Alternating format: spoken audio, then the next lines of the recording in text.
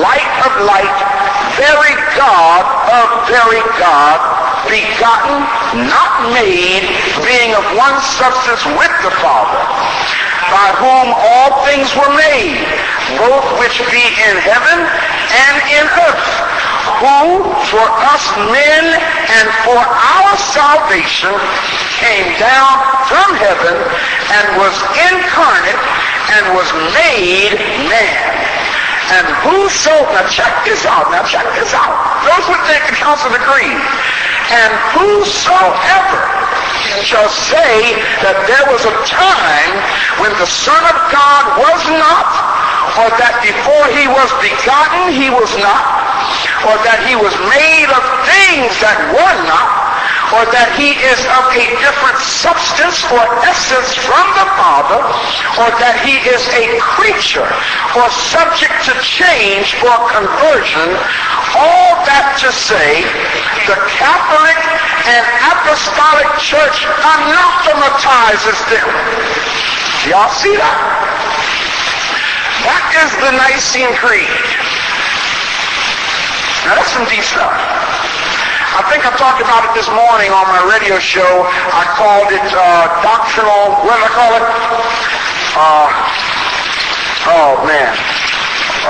Doctrinal restrictions. Doctrinal restrictions as a marked major characteristic of a cult. In other words, that's when you say, this is what we believe. And if anybody teaches anything other than this, they're to be dealt with, they're to be considered unholy, they're to be considered evil, da-da-da-da-da. In other words, this kind of teaching says, you can't think, people. The only thinking that you can do is what we tell you to think. It's called control.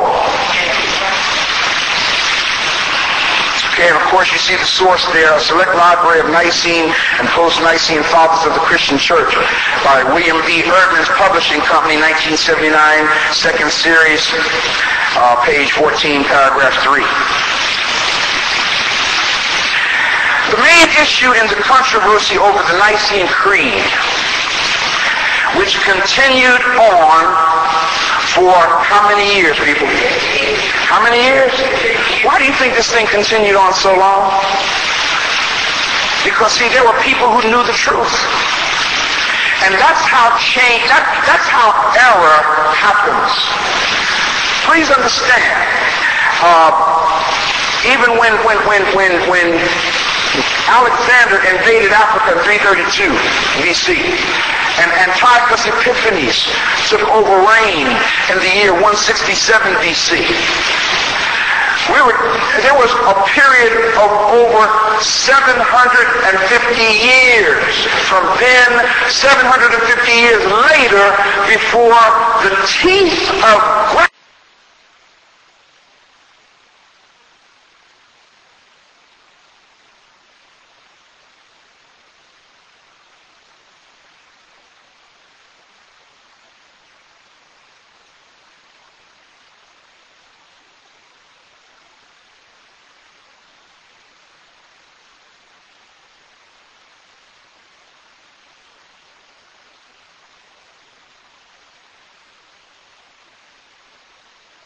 Roman teeth. So we find here that this Nicene Creed, this controversy over the Nicene Creed continued for over 50 years or more until the First Council of Constantinople again condemned all forms of Arianism. All right? Yeah, buddy. Controversy over the Nicene Creed was the use of the word, and I'll say this, homoousios. Say that. Homoousios, which means of one substance. That one word became a controversy to define the relationship of Jesus the Christ to the Father, which, notice this, people, and underline this, which was ordered into the creed by Constantine himself. Constantine is the one who ordered the concept or idea that Jesus Christ and the Father are the same substance.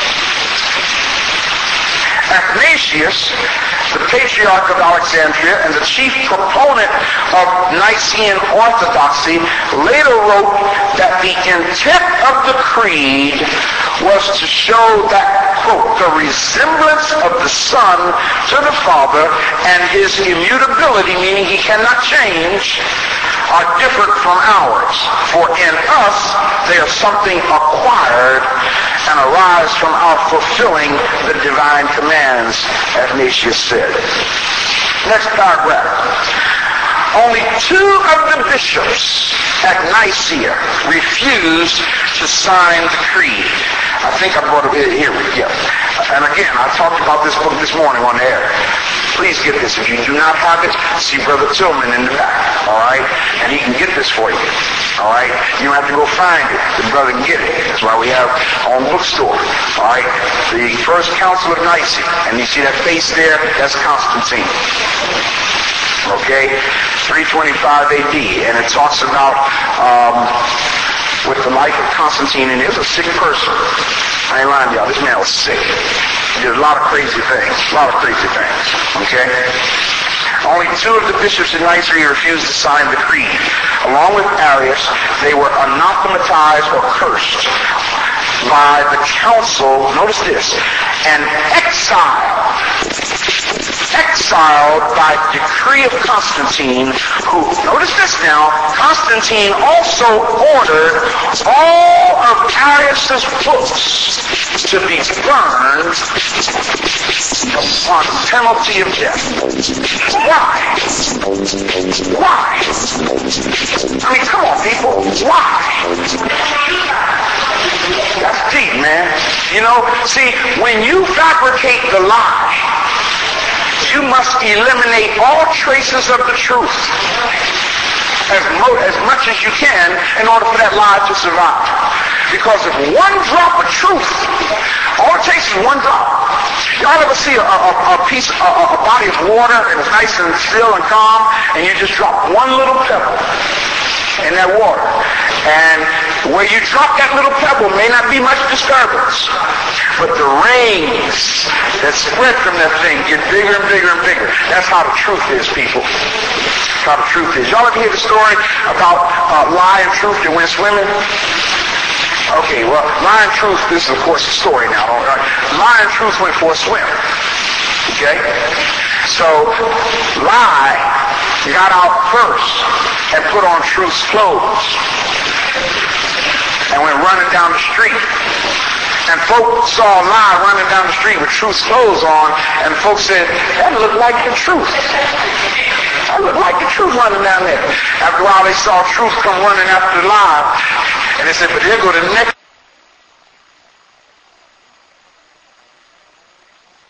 truth. You know what I'm saying?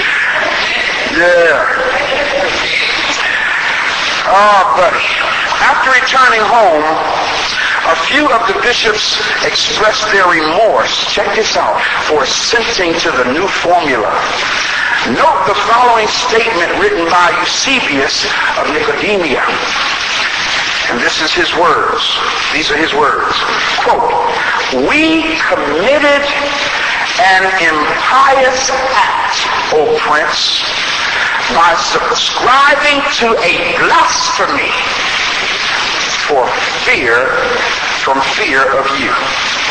And that's in a book by Wilson called Jesus, the Evidence, page 168.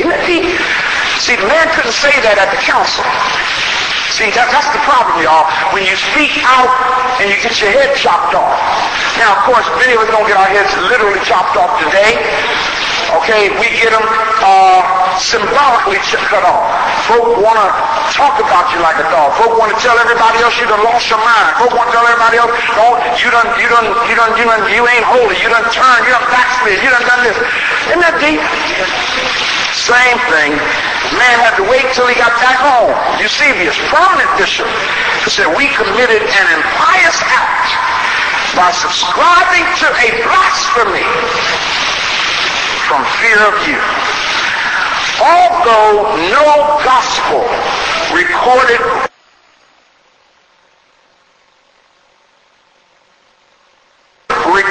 Jesus as God, Not even Paul had done so. Jesus was